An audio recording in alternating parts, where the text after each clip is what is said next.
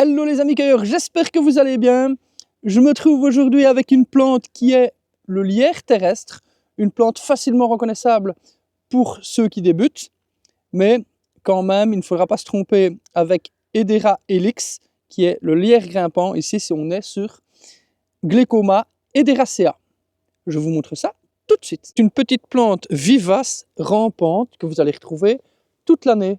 Plutôt sympa, non? Donc le voilà, ce fameux lierre terrestre. Je vous en ai pris quelques-uns pour vous montrer la différence de taille des feuilles qu'il peut avoir. Hein. Voilà, il peut être très gros, moyen, petit. Et ils ont tous, regardez, un petit peu encordés, on appelle ça. Des feuilles encordées, en forme de cœur. Et alors, les feuilles vont être crénelées, légèrement crénelées. Vous voyez ici, les petits rebords. On appelle ça crénelé. On va avoir aussi un long pétiole. Le pétiole est très long. Il peut être plus long que ça. Ici, je l'ai coupé un petit peu plus court, mais il peut être plus long. Le pétiole a des poils.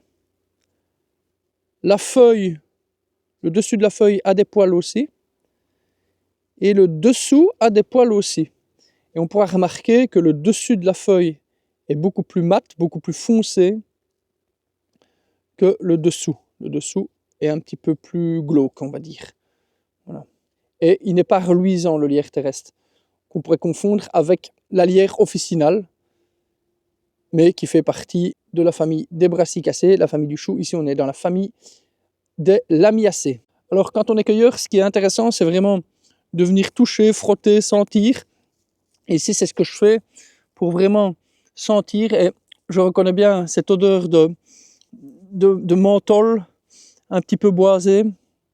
Et à ce moment-là, une fois que vous avez senti ça, vous l'avez retenu. Et quand vous allez vous promener, vous ne l'oublierez plus jamais. Alors, si tu es comme moi et que tu adores le jus de pomme, ben, tu vas aimer le jus de pomme, justement, marié avec le lierre terrestre, bien ciselé. Tu fais ça, tu checkes un peu tout ça, tu bois, c'est une tuerie. Alors, le lierre terrestre, c'est surtout une plante expectorante. Et alors, on l'utilise dans l'irritation des muqueuses.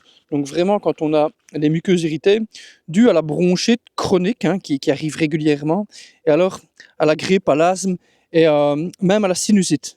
C'est un stimulant des bronches, en fait. Et on se rend compte que les noms scientifiques sont hyper importants, puisque ici, on est sur Glecoma Hederacea, donc qui est le lierre terrestre dont on vient de parler.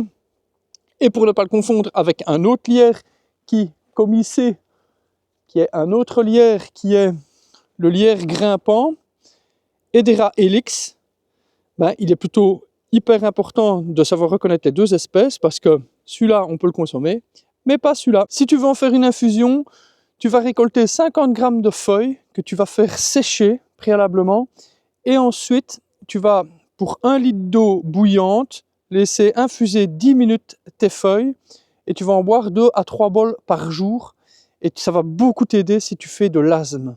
Voilà, cette vidéo touche à sa fin. J'espère que tu en auras appris un petit peu plus sur le lierre terrestre, Glecoma Hederacea, et que tu la partages autour de toi si elle t'a plu.